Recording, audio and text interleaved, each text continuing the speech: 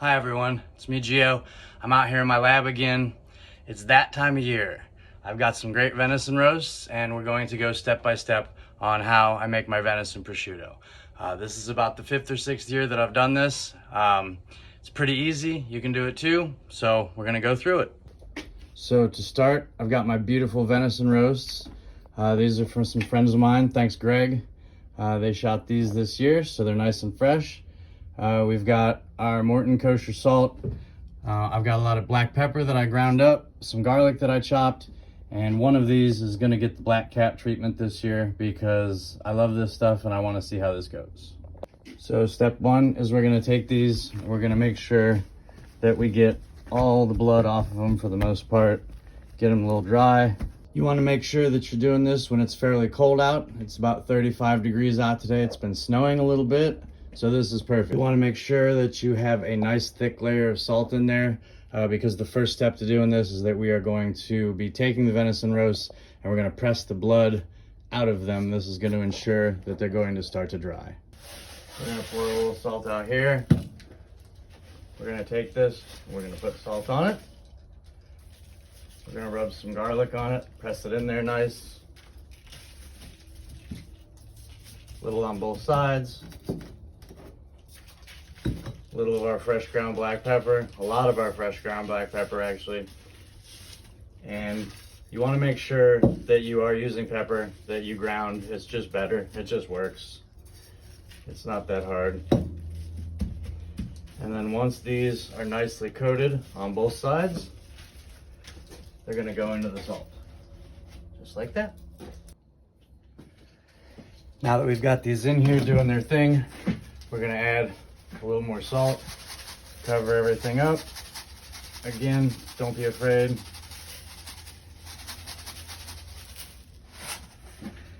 Nice, like a little snowfall.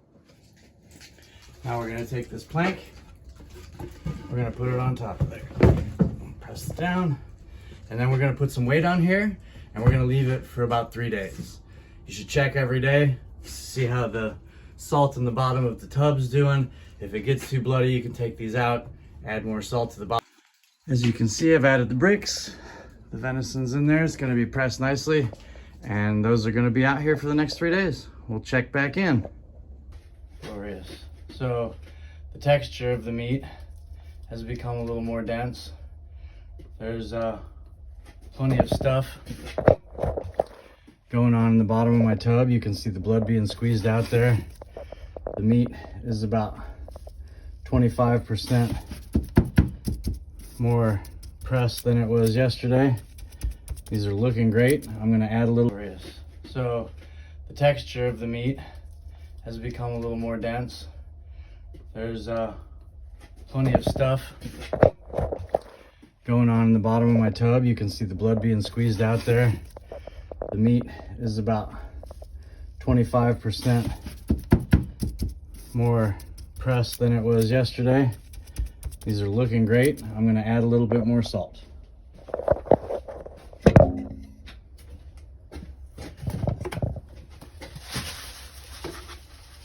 So you don't want to go crazy on this second round, but you do want to make sure that the salt that's wet is getting covered with fresh salt that will continue to pull that blood out of there. Replace our board and replace our bricks. And that's going to be day 2.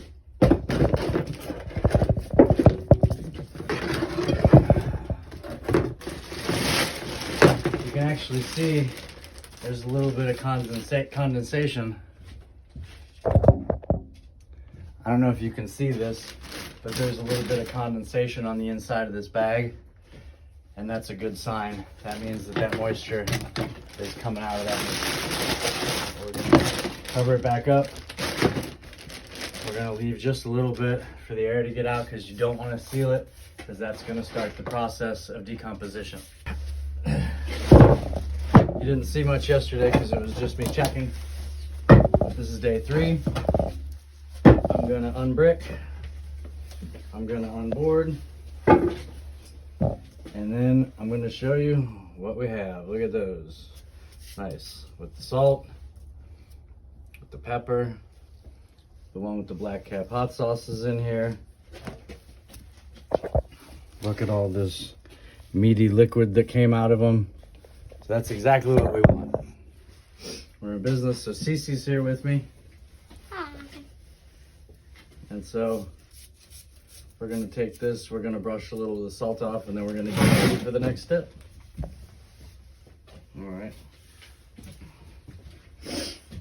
All right, so I got, I lose my fucking scissors. Over there. All right, baby. Do you want to help? Do you care? Or? Sure, I'll help. All right. So it's pretty easy. This is called cheesecloth. Do you want to see? No, Okay. Okay. So let me get behind you here. Get it out.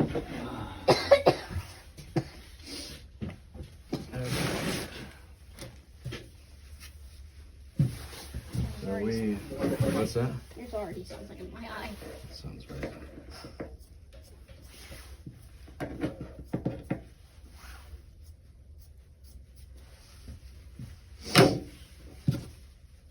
Okay.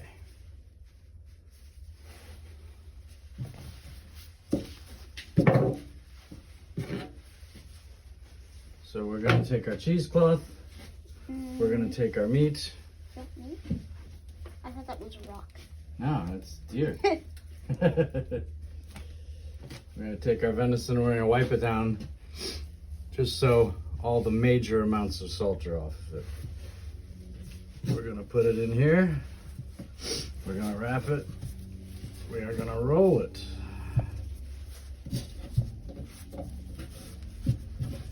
And then eventually we'll tie it. Actually, we'll tie it now. Okay.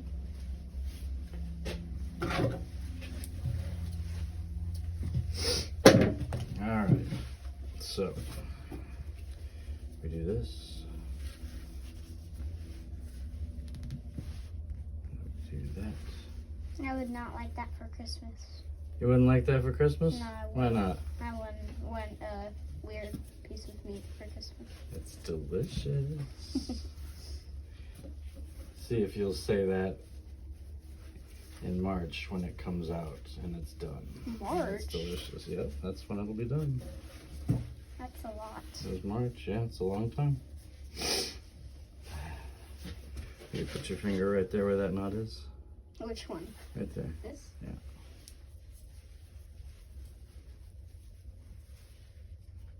Okay, pull it. There you go.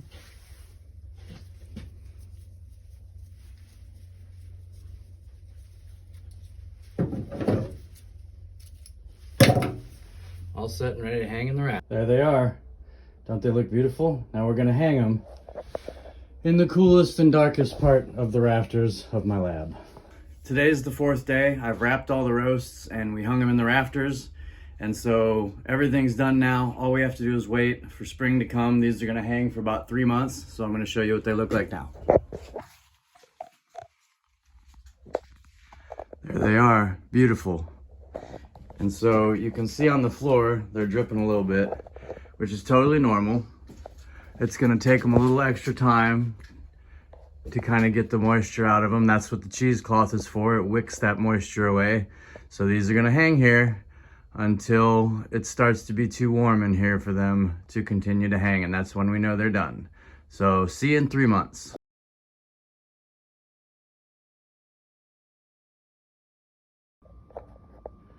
Okay, today is the 26th of January. So we're about 3/4 of the way through our prosciutto hanging in the garage and essentially cold aging. So I'm gonna unwrap this and we're gonna take a look at it to see if these prosciuttos are ready to go into their dry aging process.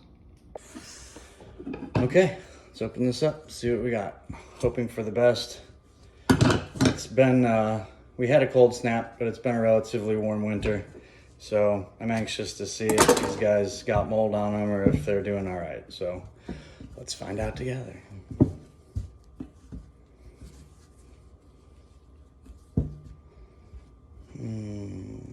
Looks good. Smells good. Look at that. Yeah, it's a bad boy right there. I'm not going to save this cheesecloth because in case there's any mold on it, we want to wrap it in a fresh piece.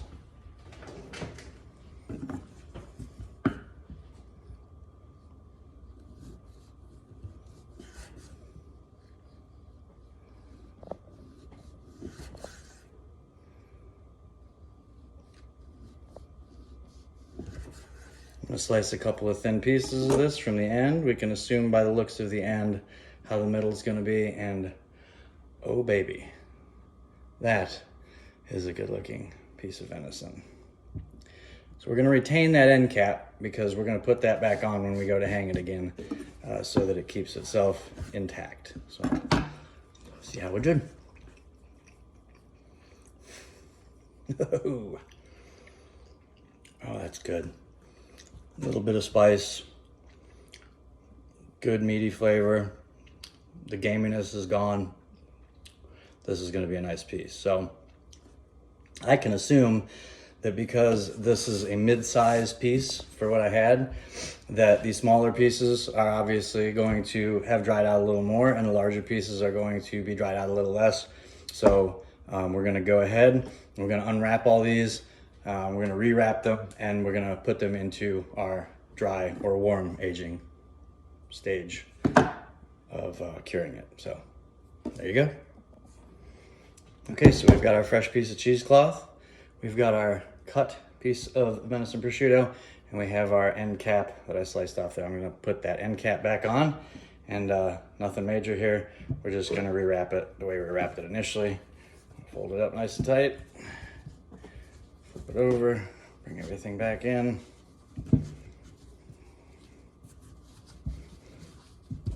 Got our twine.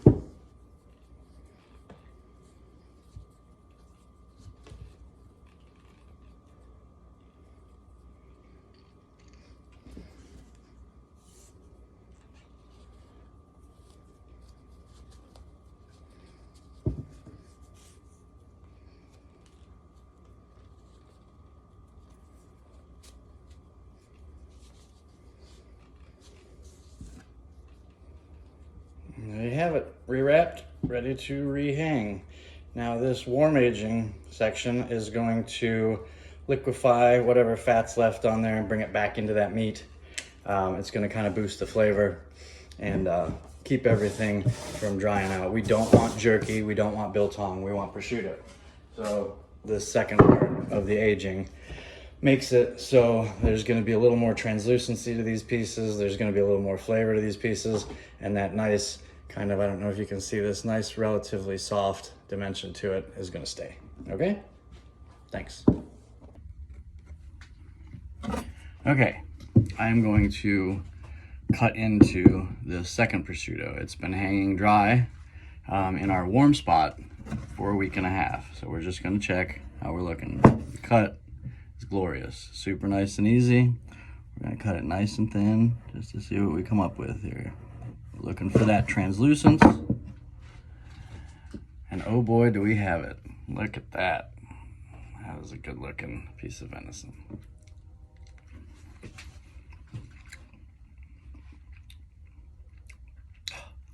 So good. So I've cut the end cap off. Look, you can already see the little translucence coming to the surface. We're gonna take us a nice little thin slice. Let's see what we got. Look at that. Beautiful.